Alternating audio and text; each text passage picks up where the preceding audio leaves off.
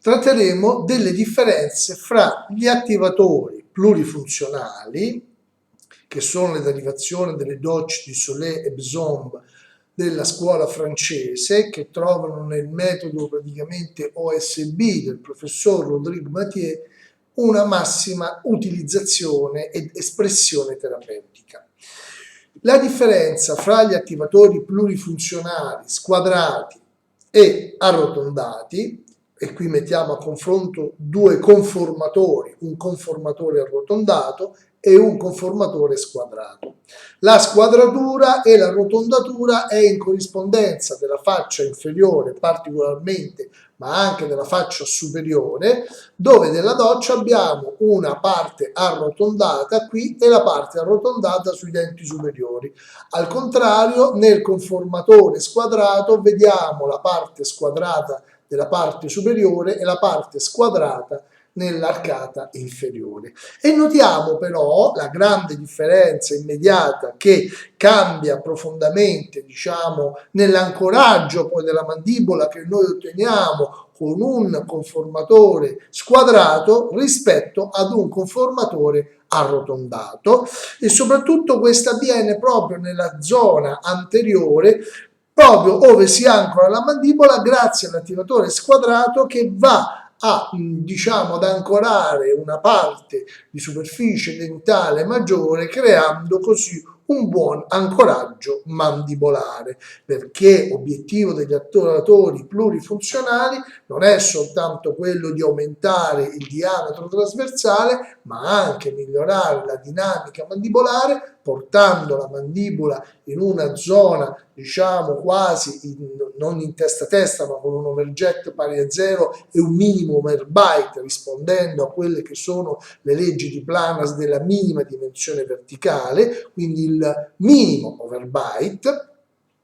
E con l'attivatore squadrato noi andiamo a squadrare la mandibola oltre che l'arcata superiore. Questo cosa fa? Questa squadratura della mandibola da una forma arcuata ad una forma squadrata, come vedete, fa accorciare la lunghezza della arcata mandibolare, ampliandone però la dimensione, il volume di oltre il 30%, con grande ringraziamento, con grande contentezza della lingua e della dinamica linguale che, trovando in zona anteriore una superficie più ampia, può ovviamente distendersi nella spinta linguale anteriore durante la fase della deglutizione e durante la spinta anteriore che noi facciamo in ogni atto ispiratorio necessario per sostenere l'alveolo tracheobronchiale, se no in ogni atto ispiratorio questo alveolo tracheobronchiale verrebbe aspirato nei polmoni determinando un afflosciamento dello stesso.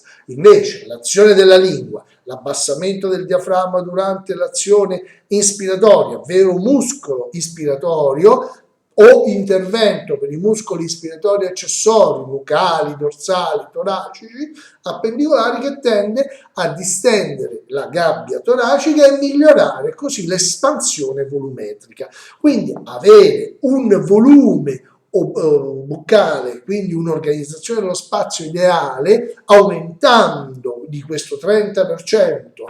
il volume interno della bocca grazie all'azione di un attivatore squadrato, per noi diventa fondamentale. Per cui con la stessa distanza interpremolare noi vediamo che un attivatore, un conformatore, precisamente 1A, che abbiamo già visto in un video precedente secondo il codice alfanumetrico, che ha la stessa misura più o meno di un conformatore C0A, avrà una lunghezza ben diversa rispetto al conformatore. Possiamo vedere quanto sia più lungo il conformatore arrotondato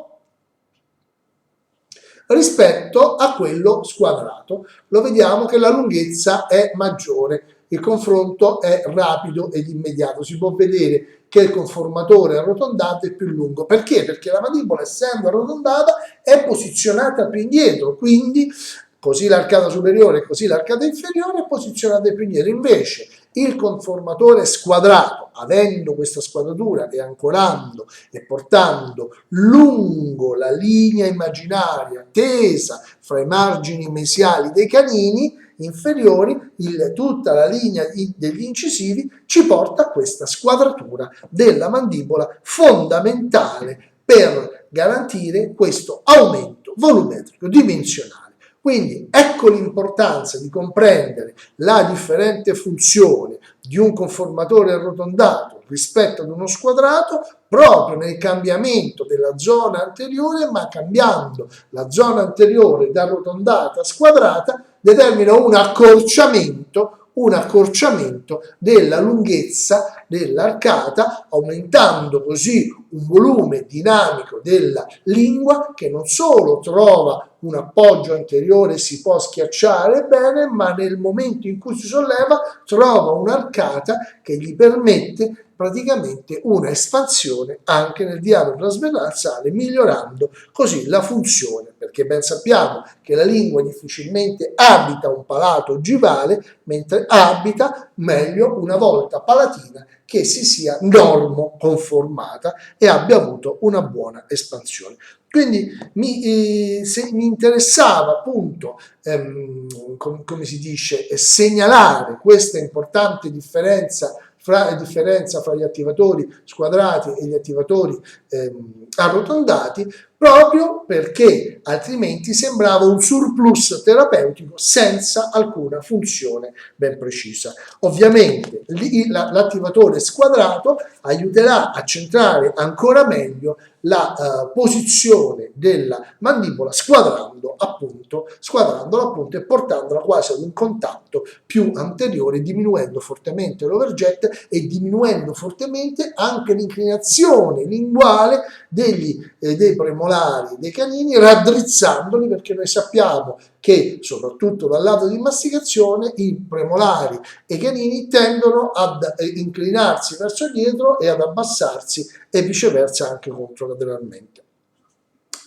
Come si modificano gli attivatori plurifunzionali? Sempre nell'ambito del concetto arrotondato e squadrato, noi possiamo trasformare opportunamente un attivatore arrotondato in un attivatore squadrato usando una fresa apposita di un kit fornito proprio specificamente dall'azienda distributrice degli attivatori plurifunzionali in Italia. Praticamente si può squadrare la parte arrotondata dell'attivatore una volta che il paziente si è abituato a portare l'attivatore, ha imparato a centrarlo, si sono stabilite le giuste altezze, si può modificare la forma dell'attivatore arrotondato, qui eliminando l'arrotondamento, trasformandolo così in una forma più squadrata e così iniziare quel processo di squadratura che poi verrà ovviamente perfezionato con il passaggio dall'attivatore arrotondato, opportunamente modificato nella fase arrotondata sia inferiormente che superiormente, per poi passare all'attivatore squadrato che nasce perfettamente conformato per svolgere questa funzione.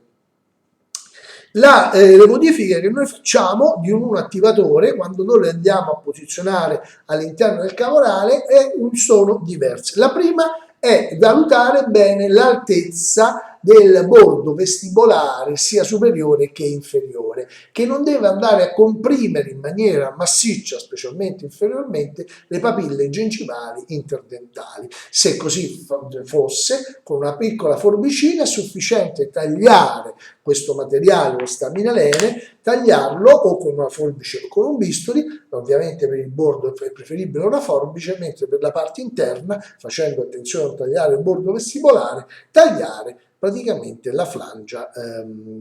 interna con il bisturi.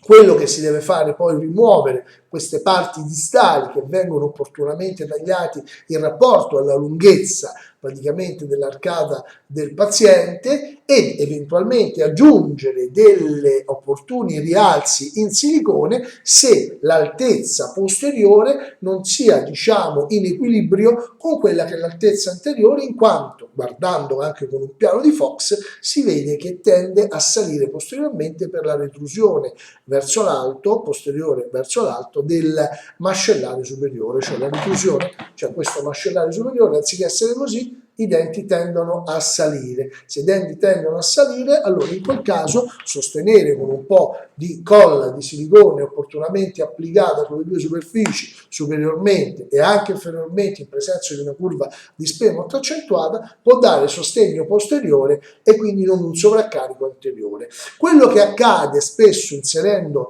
l'attivatore plurifunzionale proprio perché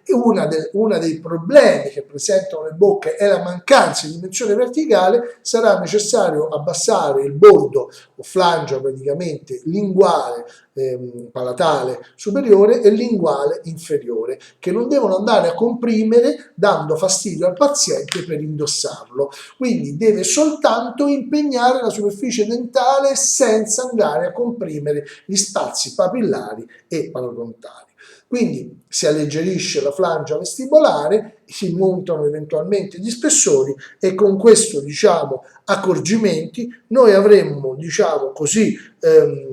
completato le modifiche e potremo consegnare il nostro attivatore plurifunzionale, che è stato però primariamente scelto in base alla forma, alla posizione della mandibola, lo ripetiamo, sagittaliamente, se è in propulsione o in retrosione la mandibola useremo un propulsore nel caso di una seconda classe, un retropulsore nel caso di una terza classe. Se ci troviamo già in prima classe, che rappresenta un po' l'ottavo criterio dell'OSB, cioè la ricerca della prima classe, se fossimo in prima classe noi abbiamo la possibilità di utilizzare i conformatori. I conformatori abbiamo i conformatori arrotondati e quelli squadrati, carré, lo stesso se vogliamo usare un espansore. I conformatori, ricordiamo, rispetto agli espansori, quelli arrotondati, sono di lunghezza maggiore perché un'arcata arrotondata è praticamente più lunga di un'arcata squadrata, ma il nostro obiettivo è portare l'arrotondamento, passare dall'arrotondamento anteriore verso la squadratura. Questa si farà ovviamente utilizzando gli opportuni attivatori in sequenza, ma o realizzando quelle modifiche all'attivatore arrotondato, come abbiamo detto, per favorire un lento e graduale passaggio, riducendo al massimo il disagio del paziente nell'indossare l'attivatore plurifunzionale. Con questo abbiamo sottolineato la differenza fra attivatori squadrati e arrotondati e abbiamo dettato alcune delle modifiche fondamentali iniziali che il paziente deve avvertire. Il paziente ovviamente dovrà capire che l'utilizzo di un attivatore plurifunzionale rimette in moto quella macchina di sviluppo, quella macchina di crescita cranio-mandibolare fondamentale per raggiungere un perfetto equilibrio gnato posturale. Grazie, ad un prossimo incontro.